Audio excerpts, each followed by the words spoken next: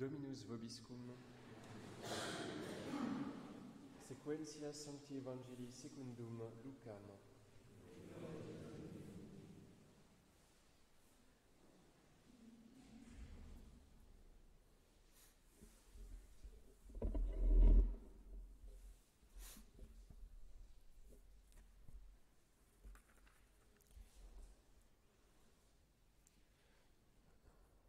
En ce temps-là, Jésus descendit de la montagne et s'arrêta sur un plateau.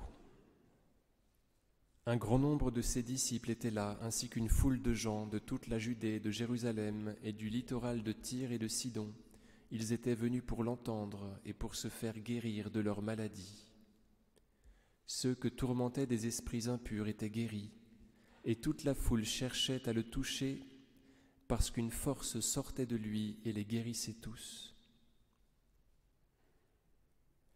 Et lui, levant les yeux sur ses disciples, disait « Heureux vous qui êtes pauvres, car le royaume de Dieu est à vous. Heureux vous qui avez faim maintenant, car vous serez rassasiés. Heureux vous qui pleurez maintenant, car vous rirez. Heureux êtes-vous quand les hommes vous haïssent, vous chassent, vous insultent et rejettent votre nom comme maudit à cause du Fils de l'homme. Réjouissez-vous en ce jour-là et bondissez d'allégresse, car votre récompense est grande dans le ciel. »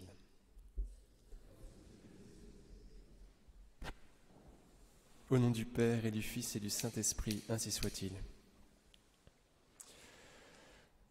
Alors le Seigneur Jésus descend de la montagne et s'arrête sur un plateau. Vous voyez, il est rejoint sur ce plateau par des gens qui viennent du littoral de Tyr et de Sidon. Donc ils viennent du niveau de la mer, alors que Jésus, lui, vient du ciel et il s'arrête sur un plateau, il se retrouve sur un plateau à mi-hauteur, si vous voulez. Ils se rejoignent à l'endroit du Christ qui est vrai Dieu et vrai homme. C'est par la confluence de sa divinité et de son humanité qu'il va pouvoir faire beaucoup de guérisons. C'est là que c'est en Christ, en le Seigneur Jésus, que se produit l'admirable échange. Et donc tous se rejoignent à ce niveau-là. Vous voyez, au niveau du Seigneur Jésus, sur le plateau, à mi-hauteur, si vous voulez. Alors je regardais ce que saint Jérôme écrit à propos des esprits mauvais. Qui vexabantur a spiritus audatif, je ne sais plus. Immundis curabuntur. Ceux qui étaient vexés, on parle de vexation, vous savez, c'est la façon de faire habituelle du démon, c'est de vexer, on les appelle comme ça. Les attaques du démon, ce sont les vexations. Voilà. Ceux qui étaient vexés par les esprits impurs étaient guéris. Alors, Jésus guérit les corps et chasse les démons. Ce sont ces deux actions principales.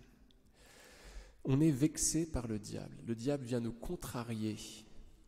Et c'est de cette façon qu'on est vainqueur. N'oublions pas qu'à chaque fois qu'on est contrarié, eh bien, on produit la conversion de beaucoup de monde. Donc tout se retourne toujours contre le diable, vous voyez. C'est ce que dit Siméon à la Vierge Marie, « Et toi, un glaive te transpercera l'âme, afin que soient révélées les pensées intimes de bien des cœurs, c'est-à-dire afin que beaucoup se convertissent.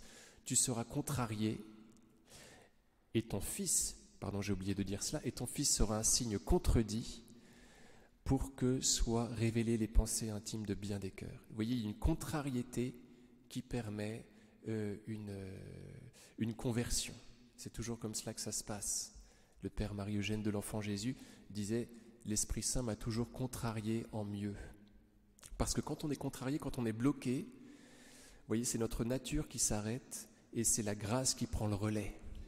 Aussi, les moines se font contrarier par la cloche toute la journée. C'est dans cet esprit-là, si vous voulez, de pouvoir laisser la place à Dieu.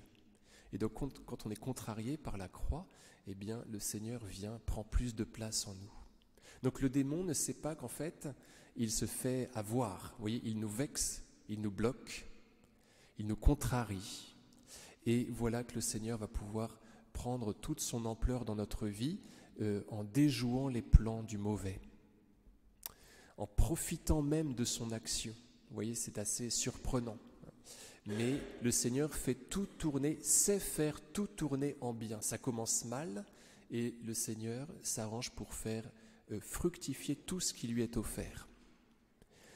C'est, vous savez, le Seigneur Jésus qui dit cela à Saint Pierre, j'ai prié pour toi pour que ta foi ne défaille pas. Le démon vous a réclamé pour vous passer au crible, c'est Luc 22, le démon vous a réclamé pour vous passer au crible comme le froment. Vous voyez ? Donc le froment qui devient bien sûr le pain qui nous nourrit. Autrement dit, le démon, en nous criblant, ne sait pas qu'il est en train de faire une nourriture de nous. C'est ce que dit saint Ignace d'Antioche. Je veux bien être, laissez-moi être la proie des bêtes pour que je puisse devenir le pain vivant du Christ. Donc il veut être moulu, et c'est un lion qui s'est occupé de lui, il paraît, saint Ignace.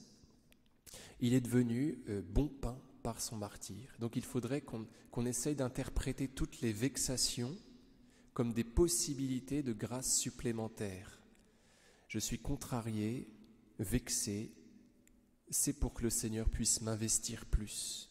Donc on crie vers le Christ pour qu'il prenne le relais à chaque fois, si vous voulez. Au nom du Père et du Fils et du Saint-Esprit, ainsi soit-il.